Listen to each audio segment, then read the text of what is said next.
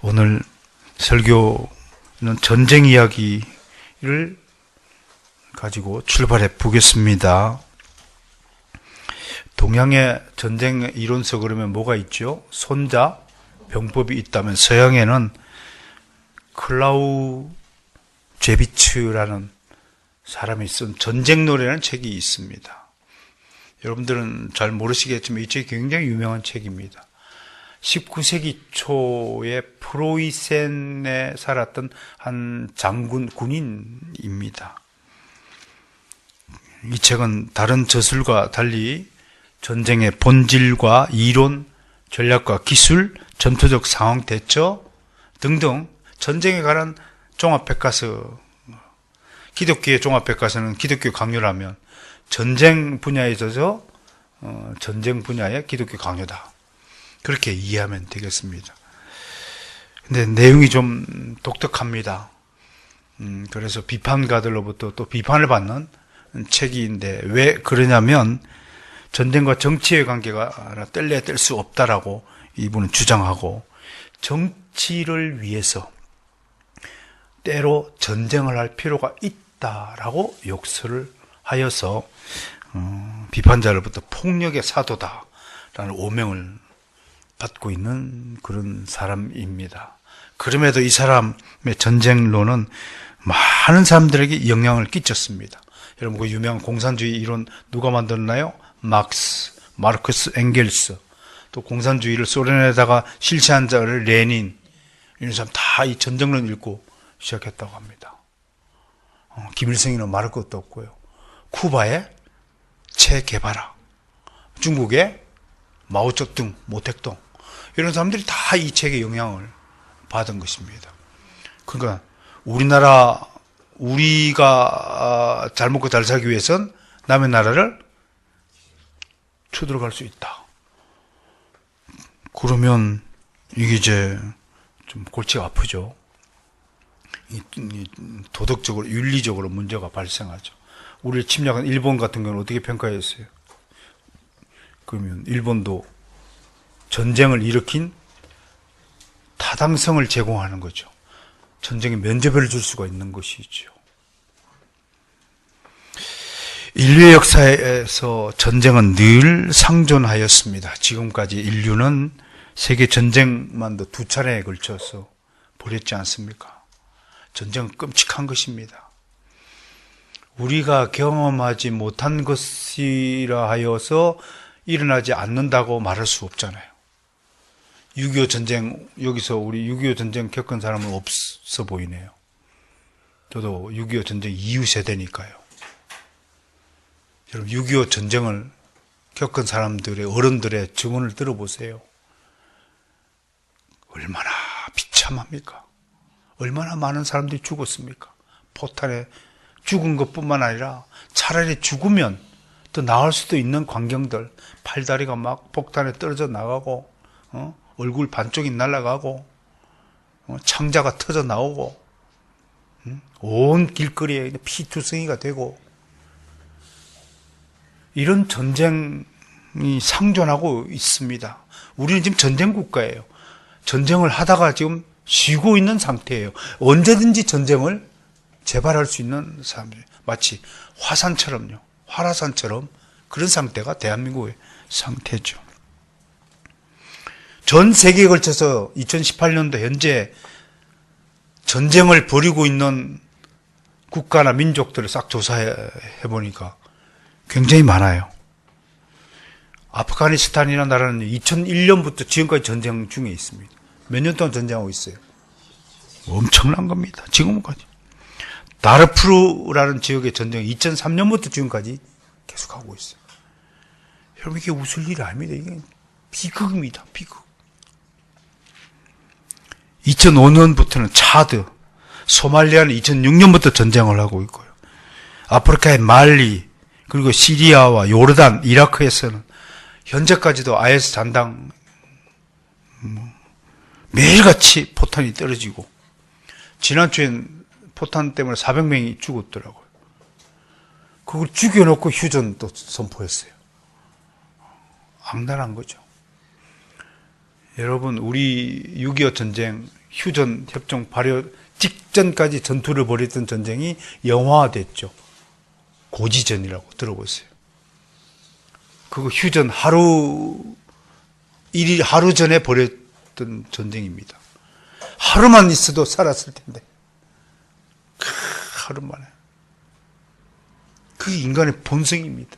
시간이 남는 데까지 죽이는 거예요. 2016년에는 사우디와 예멘, 아랍에미리트가 지금 서로 뒤엉켜서 전쟁을 벌이고 있어요. 우리도 지금 전쟁 중입니다. 잊으셨나요? 근데 또 아무도 대한민국 사람들이 지금 우리가 전쟁 중이라는 사실을 알고 있는 사람은 아무도 없어요. 우리 아이들은 전쟁이 뭔지도 몰라요. 다 잊어버리죠. 70년 만에 까마득하게 잊어버렸어요. 북한이 핵무기를 만들고 미사일을 쏴도 아이고 참 밤하늘에 불빛이 노는구나. 연평대를 포격하고 사람이 죽어도 아이고야. 그 순간에도 스키장으로 놀러가는 친구 있잖아요. 일본은 막 해가지고 그 순간에 포탄을 우리한테 떨어지는데 놀라긴 일본 놈들이 놀래. 온 비상을 그래가지고 사람들이 다 뭐 지하로 대피하고 난리인데 우리는 스키 타러 가요. 제주도 가봐요. 연평도 포격 중에도 제주도 비행기 타고 놀러 가요. 괌으로 가고 하와이로 가고 놀러 가요. 세상과 전쟁 중에 있다는 사실을 잊지 말아야 됩니다. 인류는 그렇다면 왜 전쟁을 일으키는 걸까요? 한마디로 세상의 전쟁은 상대를 제압하고 지배하기 위함입니다. 상대의 것을 빼앗아 더 많은 것을 누리고 싶기 때문입니다. 인간은 본능적으로 남을 지배합니다. 학교 보세요. 꼬마 아이들이 초등학교 때부터 힘 있는 놈은 약한 놈을 지보다 약하게 보면 쥐어박습니다. 이리저리 마음대로 부릅니다. 야 이리 와!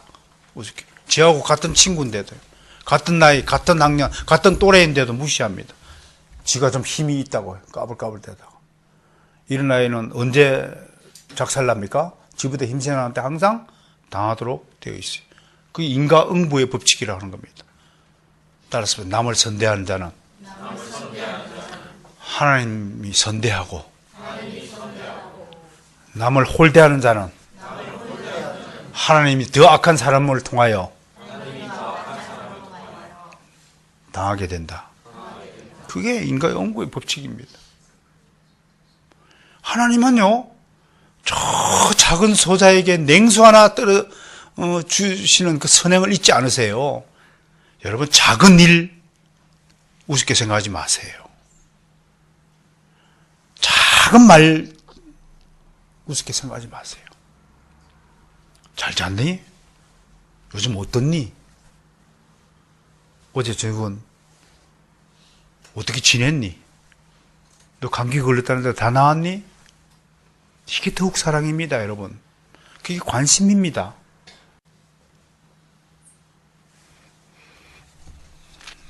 자신에게 주어진 영토에 만족하지 못하고 남의 영토를 탐내어 침공을 감행합니다. 강대국이 약소국을 업신여기고 공갈, 협박하는 것이 역사에서 열국들이 보여준 갑질이었습니다. 지금도 북한이 핵무기 만들어 가지고 우리 협박하고 있습니다. 핵무기 왜 만들었어요? 이 자식들아, 핵무기 내가 가지고 있는 이제부터 내 말 들어. 그 얘기입니다. 핵무기 가졌으면 뭐 겁날 게 뭐 있어요? 여차하면 네 죽고 내 죽자. 그거 아니에요? 제일 무서운 사람이 누구예요? 뭐 죽을 줄 알고 덤벼드는 뭐 제일 무서워요. 당연할 재간이 없어요. 지기라 덤벼드는 거예요. 아버지하고 아들이 5살만 아들이 목욕탕 갔는데 아들이 뜨거운 물에 안 들어가려니까 아버지가 하나도 안 뜨겁다. 그랬더니 아들이 아버지 말 믿고 뜨거우니까 뜨거워! 그러면서 아버지한테 욕을 했어. 아버지가 거짓말 하나. 아버지가 열이 나고 좀 팼어. 그랬더니 아들이 맞으면서 뭐라 그랬어요? 지기라 네 아들 죽지 내 아들 죽나? 그 욕을 했다고.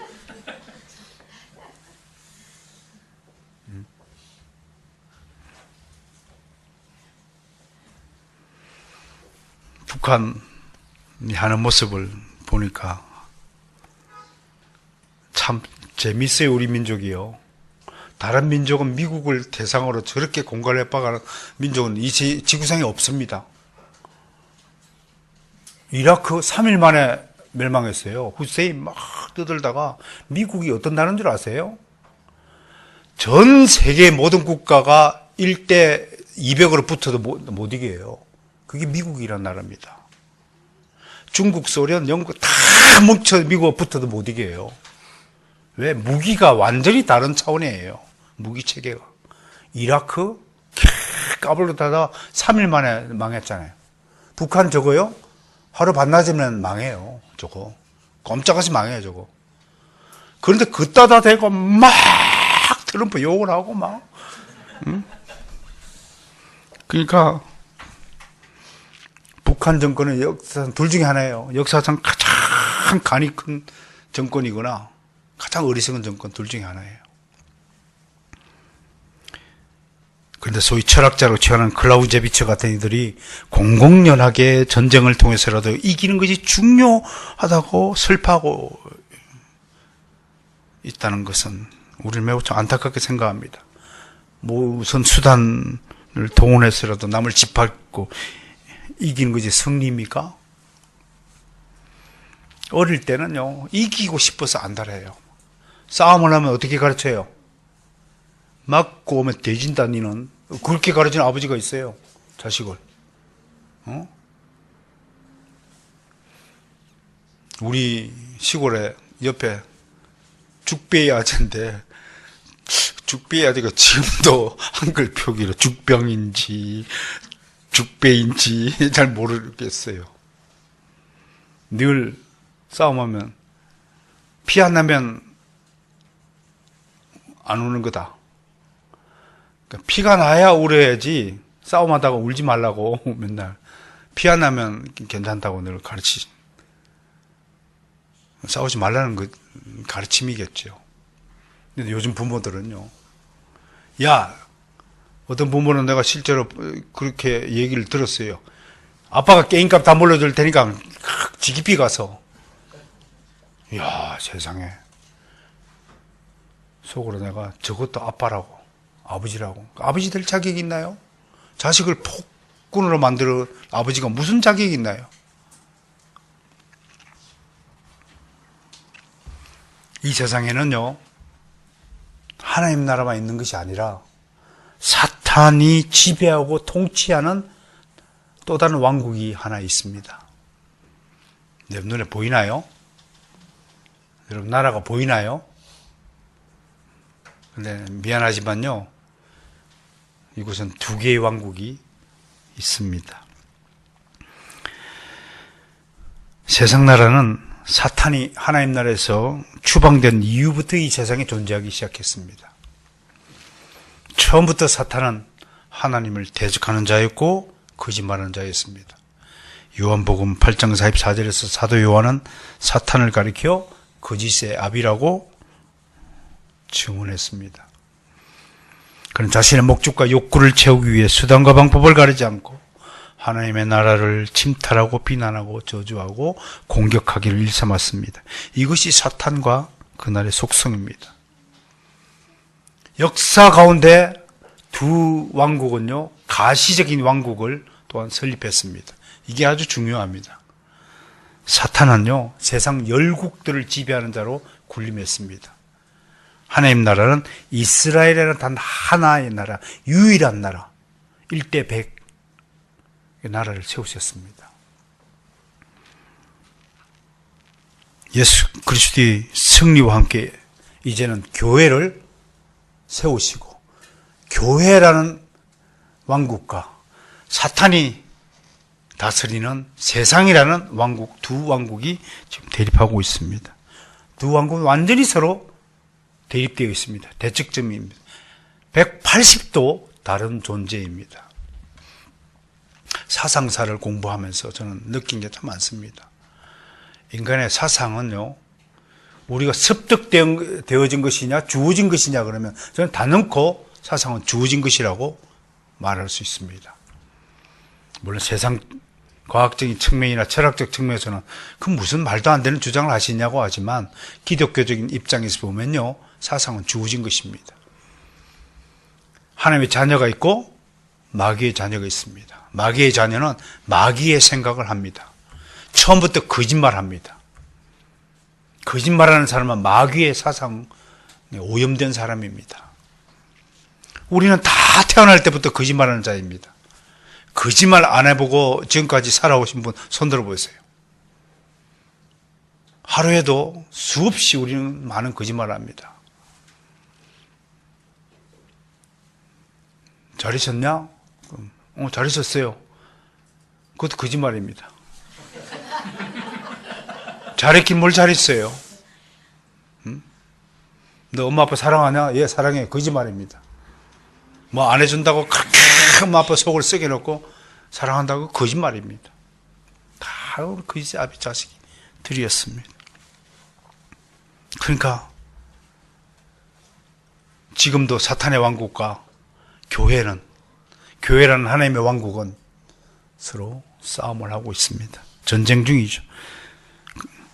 치열한 영적 전쟁을 벌이고 있습니다. 근데 이 특징은요, 이 전쟁은 누구를 사이에 두고 벌이는 전쟁이냐면 사람을 사이에 두는데 사람 중에도 하나님의 자녀를 두고 밀고 땡기고 하는 전쟁이라는 것입니다. 하나님은 마귀의 자녀들 싸움 걸 생각도 없습니다. 아무 관계가 없으니까요. 왜 하나님의 자녀들을 두고 벌이는 전쟁이냐면 지금 불행하게도 하나님의 자녀들이 사탄의 감옥에 수감되어 있기 때문에 이 하나님의 자녀들을 사탄의 감옥으로부터 빼내려고 하나님은 시도하시고 사탄은 절대로 빼가지 못하도록 막고 있는 전쟁이다 라고 말할 수 있습니다. 이 감옥에서 해방될 수 있는 유일한 방식을 예수님이 제시해 주셨습니다. 하나님 나라가 따로 있다는 사실을 믿으라. 천국이 있다는 사실을 믿으라. 하나님 나라에는 하나님만이 다스린다는 사실을 믿으면 네가 감옥에서 나올 수 있다라고 말하는 것입니다. 이게 복음입니다. 그런데 불행히도 감옥에 있는 사람이 자기가 하나님의 자녀인 줄 모릅니다. 어떤 사람은 자기가 지금 감옥에 갇혀 있다는 사실조차도 인지하지 못합니다. 마치 70년이 지난 우리 백성들이 지금 우리가 휴전 중에 있다는 사실을 까마득하게 망각하고 평화로운 시기에 살고 있다라고 믿는 것처럼요. 우리 대한민국 역사가 5,000년쯤 된다고 합니다. 그죠? 5,000년 좀 돼요. 우리가 망각할 수 있는 근거는 지금이 대한민국 역사상 가장 풍요로운 시기이기 때문에 그럴 것입니다. 그런데요, 불과 우리가 이렇게 배부르고 등 따숩게 살고 있는 때는요, 반세기도 안 됩니다. 5,000년 역사 중에서 겨우 30년, 40년 동안 잘 사는 거예요. 나머지 세대의 우리 선조들, 우리 민족들은 찢어지게 가난한 인생을 보냈어요. 겨우 우리만이 혜택을 받는 사람이에요. 그러니까 우리가 대한민국 국민으로서 엄청나게 하나님께 축복을 받은 거예요. 저는 단언코 우리 이후에 우리 아이들은 우리보다 훨씬 더 행복을 누리지 못할 것이라고 단언합니다. 왜? 대한민국은 점점점 더러워지고 불결하고 위험스러운 세상으로 바뀌었고 더 극렬하게 바뀌어져 갈 것이라고는 예상하기 때문입니다. 그것은 우리의 책임이기도 하겠죠. 우리가 하나님의 진리를 가르치지 않고 다분히 이 세상에서 잘 먹고 잘 살아야 된다는 가치관을 우리 자녀들에게 심어줬기 때문에 그럴 것입니다. 전쟁은 결코 일어나지 않을 것이다 라고 가르쳤기 때문에 그럴 것입니다. 여러분, 늑대소년이라는 영화 보셨나요? 송중기 데뷔작이라고 그래서 유명한 영화죠. 저는 그 영화를 보면서 세 가지 단어를 떠올렸습니다. 자기가 늑대인 줄 알고 늑대처럼 길러졌어요. 근데 그 예쁜 여자 배우가 있는데 아무튼 사랑을 느꼈는지 늑대 인간이 눈물을 흘리더라고요. 눈물. 이게 늑대와 다른 겁니다. 그 늑대 인간은 인간이면서 자기 스스로 늑대라고 생각하고 살았다는 것입니다. 얼마나 큰 불행일까요? 근데 눈물을 흘렸어요. 그 다음에 말을 배우기 시작했어요. 저는 그 영화에서 그 늑대에게 말을 가르치니까 언어를 습득할 수 있는 능력이 있음을 보고 그 늑대가 아님을 명백하다고 말할 수 있는 것입니다. 집에 있는 여러분을 키우는 그 미스터 도그에게 지금 오늘부터 국어를 가르쳐 보세요.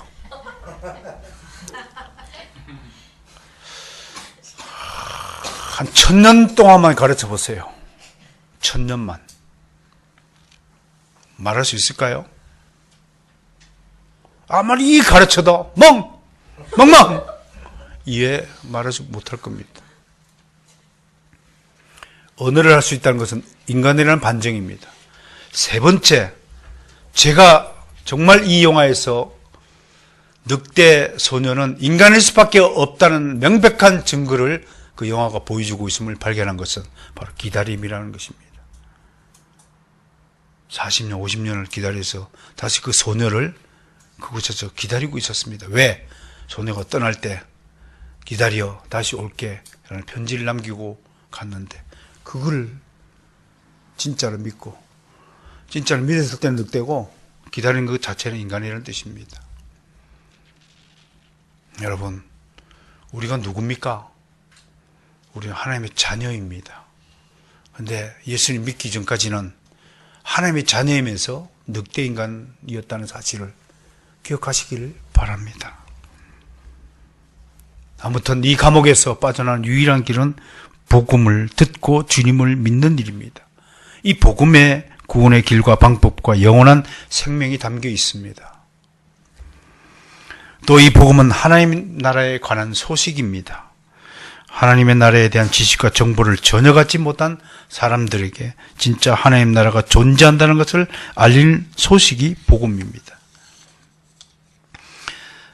사탄의 입장에서 보면 이 복음을 전하는 교회가 눈에 가시 같은 존재입니다. 이 교회 때문에 자꾸 자기 수하에 있는 사람들이 빠져나가는 거예요. 물론 사탄의 세상에는 하나님의 자녀만 있는 것이 아니라 마귀의 자녀들이 함께 섞여 있습니다. 하나님은 그 가운데 있는 자기 자녀들을 빼내오기 위해서 지금도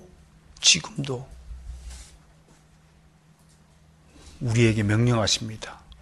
하늘 보좌에 앉으셔서 혹자는 하나님이 직접 다 빼오시지 왜 우리들을 시키나요?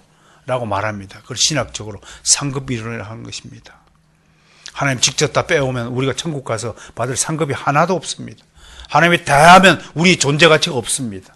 하나님이 할 수 있지만 우리들로 복음을 전하라고 시키는 것은 우리가 천국에서 받아 누려야 될 상급이 풍성히 있다는 반증이기 때문에 그렇다는 것입니다.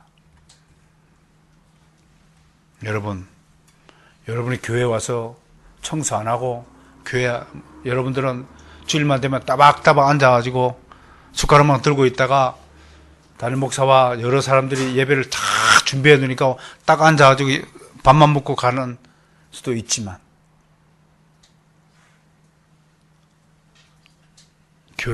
예배를 위해서 이걸 준비하고 닦고 썰고 닦고 의자 준비하고 그거 안 해도 되지만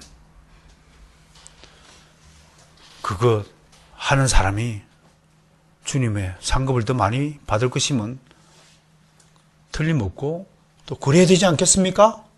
당연히 그래야 될 것입니다. 교회를 사랑하는 여러분이 되시기를 주의 이름으로 축원합니다. 왜? 교회가 하나님 나라이기 때문입니다.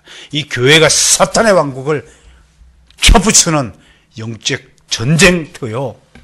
여기가 전진 기지가 되기 때문에 그렇다는 것입니다. 영적으로 세상 나라와 교회는 원수지간입니다. 그런데 왜 원수를 사랑하라고 그랬을까요? 그 의미를 잘 아셔야 됩니다. 원수인데 원수를 사랑하라고 그래요. 이 원수는 세상을 얘기합니다. 왜?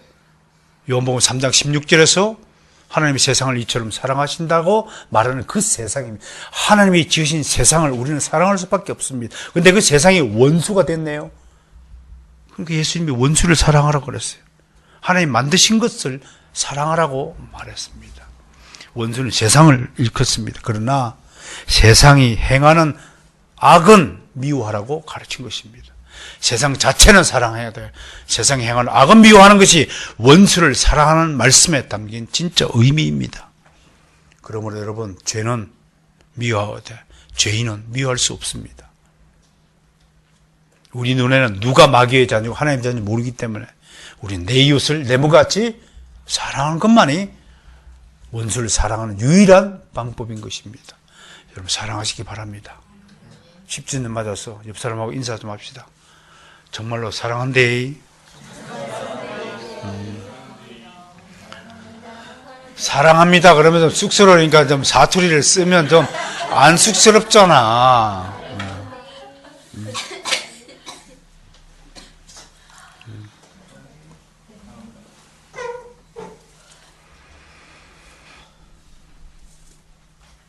세상은 본성적으로 교회와 화목한 관계를 맺거나 같은 방향과 목적을 가지고 나아갈 수 없습니다.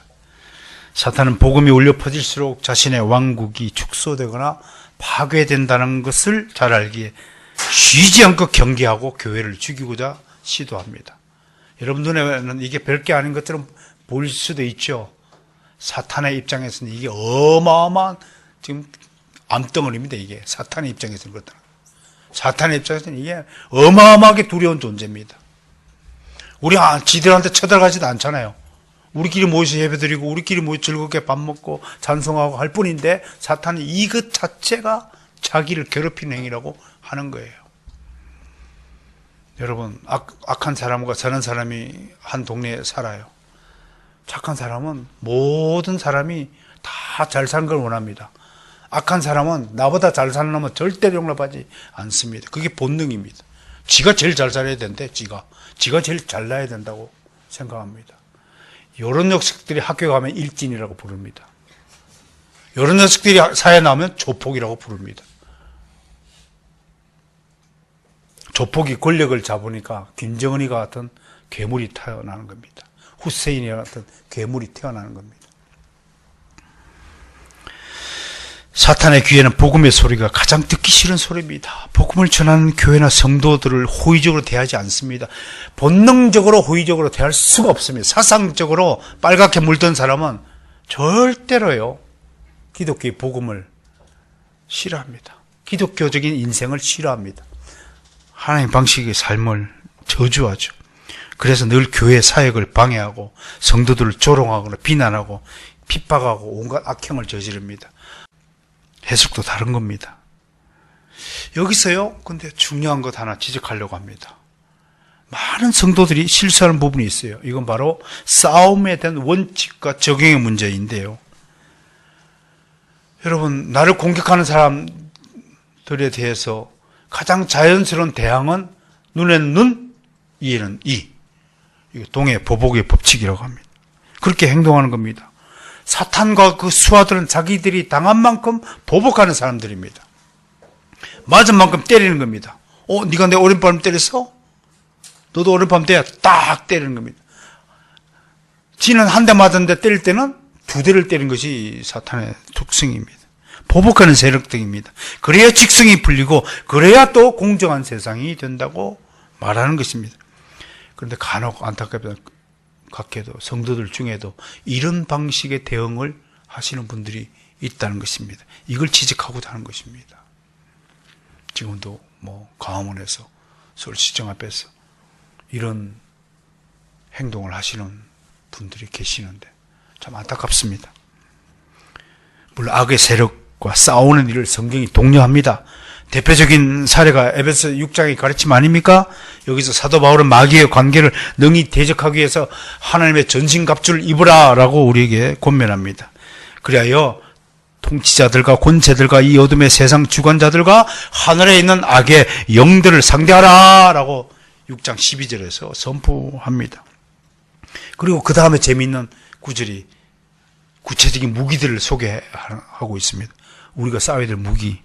근데 6개 중에 5개는 방어용이고 1개만 공격용으로 또 우리에게 명시해 주셨어요. 그 방어용 무기가 진리, 허리띠. 허리띠를 진리로. 우리 허리띠의 이름이 뭐라고요? 진리라는 이름표를 가진 거. 여러분, 허리띠에 내일부터 트루스라고 박았어요. 진리. 그 다음에 의의 호심경. 심장을 막는 거. 호심경. 그 다음 평안의 복음의 신. 신발 혹시 불편하십니까? 평안한 신발을 갈아 신으시기 바랍니다. 믿음의 방패, 구원의 투구. 공격용 무기는 단 1개인데 그게 성령의 금, 곧 하나님의 말씀이라고 하였습니다. 이 무기들을 소개받은 여러분들의 느낌이 무엇입니까? 전쟁청은 진짜 참 희한한 무기들만 소개되고 있습니다. 한 방에 무너뜨리는 미사일은 핵폭탄도 아니고 폭격기도 아니고 대단한 성능을 가진 총칼도 아닌 이상한 무기들입니다. 이런 무기를 가지고 우리들은 싸우라고 하신 것입니다. 세상적으로 보면 정말 우리는 시작부터 이상한 전쟁을 하는 것입니다. 그런데 우리는 여기서 사도 바울의 중요한 지적을 눈여겨보아야 됩니다. 그것은 우리의 싸움은 눈에 보이는 혈과 육을 상대하는 것이 아니라 눈에 보이지 않는 영적인 것을 대상으로 하는 싸움이라고 하는 것입니다. 그런데 우리 어떤가요? 눈에 보이는 대로 싸움을 하고 있어요. 네가 욕해? 나도 욕하는 덤벼드는 거예요.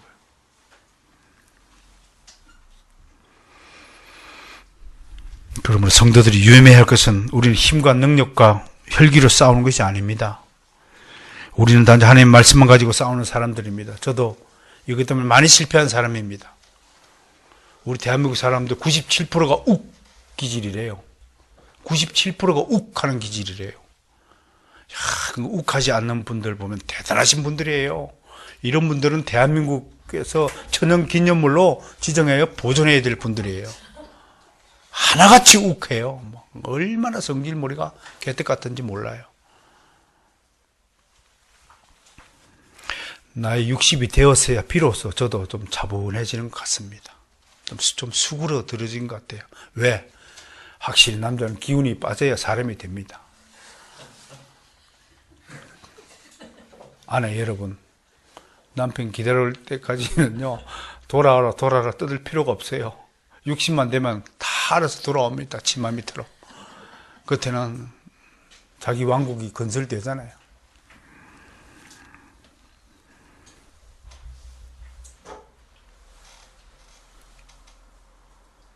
우리는요, 단지 하나님의 말씀만 가지고 싸우는 사람들입니다.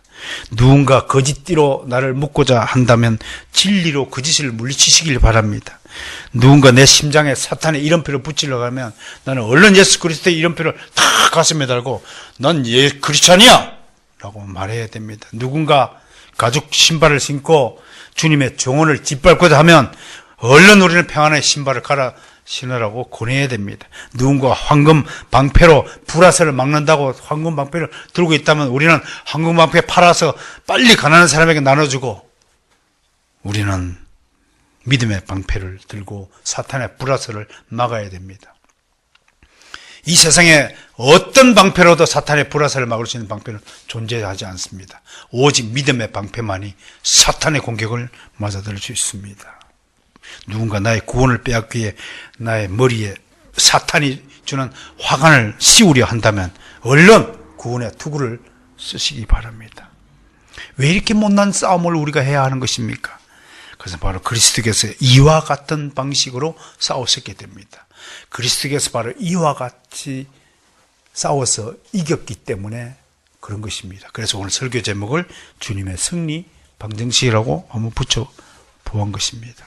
세상은 당한 만큼 돌려주라 가르칩니다. 오른발 맞으면 너도 같이 뺨을 때리라. 세상을 승리하기 위해서 남을 짓밟고 올라서라고 가르칩니다. 세상은 더 많이 가지기 위해 내 것은 숨기고 남의 것을 빼앗으라고 가르칩니다. 좋은 것은 내가 먼저 차지하고 나쁜 것은 네가 먹으라고 합니다. 높이 오르고 많이 가지고 자기가 하고 싶은 대로 마음대로 누리는 것이 행복이라 말하고 성공이라 말합니다. 그러나 주님은 세상의 가르침과 정반대의 삶을 살았던 분입니다. 주님은 그들을 힘으로 물리칠 수 있는 무한한 힘과 능력과 권세를 가진 분임에도 사람의 모양을 오셔서 오히려 그들이 끌려다니며 수모를 당하고 죽임을 당하셨다니까요. 주님이 마음만 먹었으면 천사들을 부려가지고 싹쓸이로 다 악인들을 다 없앨 수도 있었던 분이십니다.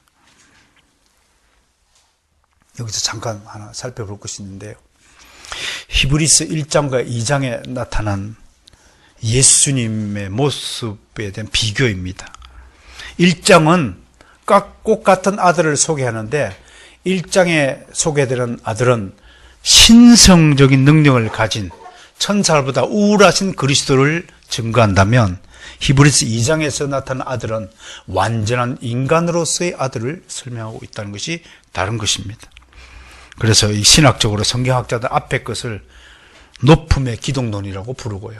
2장에 있는 것을 낮아짐의 기독론이라고 부릅니다. 이 두 개의 기독론이 서로 연결되거나 결합되어 나타나는 것이 히브리서의 특징입니다. 나아가 히브리서에서 높음과 낮아짐은 진정한 구원자의 필수적인 두 요소로서 서로 상반된 것이 아니라 신학자들은 이것을 상관적이다라고 말합니다. 예수님의 신성과 인성은 서로 대립되는 것이 아니라 그리스도 안에서 상관적이다. 칼빈은 이걸 연합적이다라고 표현합니다. 요즘 성경신학자들은 상관적이다라고 표현합니다. 오늘 본문에서 주님은 인간을 구원하기 위해 철저히 자신을 낮추신 분으로 소개됩니다. 낮아짐의 기독론을 지금 설파하고 있습니다. 그것은 주님이 스스로 인간이 되신 것이라는 것입니다. 인간이 되셨다는 것은 구원을 이루기 위해 모든 고난을 몸소 겪으시기로 작정하셨다는 것입니다. 그 고난이 무엇입니까? 오늘 9절을 한번 살펴보겠습니다. 9절에 보세요. 오직 우리가 천사를 보다 잠시 동안 못하게 하심을 입은 자, 곧 죽음의 고난받으심으로 말미암아 영광과 존귀로 관을 쓰신 예수를 보니 이를 행하심은 하나님의 은혜로 말미암아 모든 사람을 위하여 죽음을 맛보려 하심이라. 이게 예수님이 채택하신 죽음의 고난이었습니다. 우리를 살리는 방식이 여러 가지가 있었겠지만 하나님은 당신 스스로 우리를 대신하여 죽음을 택하여 우리를 살리려 하는 방식을 택했다는 것입니다. 이것이 주님의 전쟁의 방식입니다. 사탄은 주님을 쓰러뜨리고 짓밟기 위해 싸웠지만 주님은 하나님의 자녀들에게 생명을 주기에 맞서 싸우지 않으시고 오히려 자신을 죽음으로 내몰았습니다. 한마디로 정리하면 지는 것이 이기는 것입니다. 그러므로 성도들도 이렇게 싸워야 합니다. 오른밤을 치면 왼밤을 돌려대고 누가 오리까지 가자면 심리까지 가고 누가 겉옷을 벗어달라면 속옷까지 벗어주는 것이 주님의 가르침입니다. 이건요 현실적으로 매우 굴욕적인 방식일 수 있습니다. 늘 손해보는 장사죠. 그러나 주님은 죽을 줄 알고 십자가에 끌려갔습니다. 주님은 손해볼 줄 알고 베풀어 주셨습니다. 아무런 이득이 없는 일을 자처하였습니다. 반드시 사마리아에 가면 돌팔매를 맞고 비난받고 조롱받을 줄 아시면서도 사마리아를 찾아가셨습니다. 이것이 주님의 방식이었습니다. 우리는 어떤가요? 우리는 정말 주님처럼 할 수 있나요? 이런 것들은 참으로 견디기 힘든 비굴이요, 모욕이요, 멸시요, 조롱당함입니다. 그러나 이것만이 영원한 승리를 보장하는 유일한 방책으로 하나님이 정하시고 행하신 것입니다. 만약 주님이요 자신에게 주어진 십자가 죽음을 거부하고 하늘의 모든 천사들을 동원하여 그때 사탄을 싹쓸이 다 없애버렸다면 어떤 일이 벌어졌을까요? 저는 두 가지 문제가 발생한다고 해석합니다. 제 해석인데, 하나는 우리의 구원은 여전히 미해결된 상태로 남아있을 것이라고 생각을 해봅니다. 끔찍하지 않나요? 우린 여전히 사탄의 감옥에 수감되어 있는 상태였을 수 있다라고 생각을 해보세요. 또 하나는요, 만약 주님이 죽음의 고난의 잔을 마시지 않으셨다면 사탄은 지금도 자유로운 상태로 활보하고 있을 것이다. 사탄은 지금 결박당했어요. 무저갱에 갇혀있는 상태입니다. 그 수하들이 지금 활보하고 있는 상태라고 보면 됩니다. 이렇게 되면 모든 우상들이 교회를 허물고 모든 산화와들과 거리들을 장악하고 있지 않았을까 한번 상상을 해봅니다. 그런데 여기서 우리는 가장 본질적인 질문을 하나 던져야 됩니다. 그것은 왜 주님이 이렇게 스스로 가혹한 방식을 택하여 구원을 달성했는가 하는 질문입니다. 다른 길은 정말 없었을까요? 첫째로 살펴야 할 것은 14절에 이 질문에 대한 답이 있습니다. 즉 주님은 철저히 완벽하게 하나도 부족함 없이 자신에게 주어진 사역을 감당하셨고 그 결과 마귀는 멸망했다고 오늘 히브리서 기자는 증언합니다. 14절을 보세요. 사망으로 말미암아 사망의 세력을 잡은 자 곧 마귀를 없이하신 것이다 라고 설명을 합니다. 다시 말했어요. 주님은 사망을 이기기 위해 카드로 자신도 사망이라는 카드를 사용했다고 하는 것입니다. 이것이 주님의 승리 방식입니다. 따라서 합시다. 사망을 이기기 위해 같은 사망을 사용하셨다. 여러분 카드놀이 해봤나요? 포커 해봤나요? 에이스를 이기는 것은 에이스입니다. 저쪽에 에이스 카드를 쓰면 내가 에이스 카드를 쓰면 이기는 겁니다. 주님의 승리 방식 아시겠습니까? 여러분 저쪽이 상상할 수 없는 것, 그것은 양보입니다. 헌신입니다. 희생입니다. 겸손입니다. 사탄이 제일 싫어하는 인간이 겸손한 인간이라고 합니다. 겸손, 그러면 냄새 지독하다고 도망을 간답니다. 어거스틴은 천국으로 가는 계단의 모든 이름은 겸손이라고 말했습니다. 다음으로 이 의문을 해결하기 위해 우리는 신학적으로 구원의 두 가지 측면을 생각해 보아야 됩니다. 하나는 소극적 측면입니다. 구원의 소극적인 측면은 뭐냐? 그건 죽음의 권세로부터 구출되는 것입니다. 그러나 좀 더 적극적인 측면을 오늘 히브리서가 말하고 있어요. 우리가 구원받는다 그러면 이제 사망 권세 문제를 해결하고 죽음의 문제를 해결하고 영생한다. 그것으로서 바울 신학은 계속 우리에게 말씀합니다. 그런데 히브리서 기자의 기독론, 구원론은 좀 더 적극적인 측면을 가지고 있다는 것이 오늘 본문에서 살펴볼 교리적인 문제입니다. 그것은 바로 뭐냐면 성도들도 영광 속으로 들어간다는 것입니다. 구원받는 것만이 문제가 아니라 우리가 하나님으로 말미암아 영광스럽게 된다는 겁니다. 영화의 문제를 거론하고 있는 것입니다. 이것이 히브리서만이 가지고 있는 독특한 구원론입니다. 이것은 정말 놀라운 하나님의 은혜입니다. 하나님을 거역하고 떠났던 많은 아들들을 죄의 속박으로부터 해방시키고 영원한 영광을 이끌기 위해 한 번도 거역함이 없는 무죄하신 한 아들을 이 땅에 인간의 모습으로 내려보내서 스스로 고난을 당하시게 하셨기 때문인 것입니다. 그 결과 우리에게 영원한 승리가 주어졌고 앞으로 우리는 영원한 영광 속으로 들어가게 될 것이라는 것입니다. 한편 히브리서 기자는 이 놀라운 역할을 수행하신 아들을 10절에서 뭐라고 부르냐면 구원의 창시자라고 말합니다. 창시자, 헬라어로 아르케고스라는 단어가 쓰여졌는데요. 매우 다양합니다. 창시자, 선구자, 설립자, 또 투사, 또 근원, 오리진 이런 뜻, 여러 가지 뜻을 갖고 있습니다.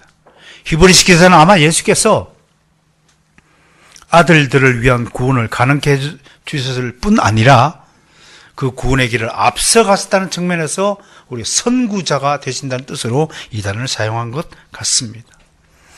이 정도의 신분이라면 구태의 고난을 당하실 필요가 없습니다. 생각해 보세요. 여기가 내 집이라고 생각해 보세요. 내가 내 돈 주고 내 소유권 등기를 앞으로 된 소유주가 내가 자처해서 저 문간방 입구에 월세로 사는 거예요. 주인이면서요. 이게 가능합니까? 아니면 더 더 극심한 사례를 들어볼까요? 우리 집에 들어와 보지도 못하고 저 대문 바깥에서 계집 하나 찍어놓고 살고 있다고 생각해보세요. 이게 자기 집이면서도요. 그게 주님이 택하신 방식입니다. 왜? 자신은 계집에서 살기를 자처하시고 우리는 대걸 궁궐 같은 집에 살라고 하신 것이 주님의 방식이라고 하는 것입니다. 구원의 창시자가요. 구원의 주인공이요. 이 우주 만물의 창조자이시요 주인이 되시는 분이 자신은 살지 않고 우리들로 살라고 하는 것입니다. 실로 하나님의 일하는 방식을 우리는 가늠조차 할 수 없습니다. 하나님은 전지전능하시고 영원불변하시며 완전하시고 자비하시고 공의로우신 분이십니다. 이런 하나님을 생각하면 오늘 본문을 다시 보게 됩니다. 그리고 히브리서 기자가 선언한 대로 우리도 그대로 따라서 한번 고백하는 것으로 오늘 하나님 말씀 은혜를 받으시길 바랍니다. 우선 10절을 정리하면 이렇습니다. 제가 정리한 겁니다. 많은 아들들 영광에 들어가도록 구원의 창시자인 주님이 고난을 받으심에 감사드립니다. 이게 10절에 대한 우리 신앙 고백입니다. 우리를 영광 속으로 들어가도록 구원의 창시자가 스스로 고난을 받으셨다. 이것이 얼마나 놀라운 은혜인가를 감사하시길 바랍니다. 11절 따라서 합시다. 주님과 우리는 서로 형제임을 믿습니다. 주님은 우리의 주인 됐으면서도 우리들은 친구, 친구처럼 지내자. 그렇게 말씀합니다. 이런 히브리스 은혜에 따라서 제가 가지고 있는 몇 가지 생활 원칙은, 목회 원칙이 있습니다. 저는 거룩하게 이름 부르는 것을 별로 달가워하지 않습니다. 교회에서, 우리 한국 교회가 괜히 장로님, 집사님, 권사님 그러면서 높여주는 척 하지만 그 전부 유교주의입니다. 우리 친구처럼 불러야 됩니다. 그리고요, 말이 불편하면 친하지 않다는 결정이 증거입니다. 아버지와 아들이, 저 아드님 식사하시죠. 네, 아바마마 진지 드시옵소서. 그렇게 하고 집안에서 생활한 집안이 있습니까? 만약 그렇다면 분명히 친아버지, 친아들이 아닐 겁니다. 의심해 봐야 됩니다. 근데 우리는요, 그것이 유교주의라는 사실도 모른 채 마치 말을 많이 높이고 경어를 쓰고 그것이 존중하는 것처럼 하지만 기독교는, 성경은 그렇지 않아요. 하나님은 우리대로 거룩하시고 좋은 게 하신 아버지 하나님, 그렇게 예배드릴 때 부르기도 해야 하지만 평소에는 아주 친구처럼 지내도록 우리를 원하시는 겁니다. Hey brother! 주님은 그렇게 우리를 부릅니다. 내가 천국 가면 주님이 어우 최대한 목사님 오셨습니까? 절대 그러지 않습니다. 어이 플러스 하이! 그렇게 아마 부를 겁니다. 그게 우리 주님의 사랑 방식입니다. 말 너무 어렵게 하지 마세요. 집사님, 권사님 그렇게 부르기보다도 동주씨, 수영씨, 수영님 좀 이렇게 가볍게 불러주시고, 이게 다른 목사하고 좀 틀릴 수도 있을 겁니다. 한국 유교주의 아주 싫어합니다. 그 늪에서 빠져나오는 여러분이 되시기를 주님 축원합니다. 12절 따라서다. 주님을 언제나 찬송합니다. 이게 12절의 고백입니다. 13절에 따라서 우리는 하나님의 자녀입니다. 14절과 15절이 말하는 고백입니다. 우리는 주님의 죽음을 통해 마귀로부터 해방되었습니다. 16절 우리는 하나님의 택하신 아브라함의 자손임을 믿습니다. 오늘 본문에 나타난 이 신앙 고백을 하나님이 받아주시고 세세 무궁토록 영광을 받으시기를 축원합니다. 하나님 감사합니다. 교회 설립 10주년을 맞이해서 참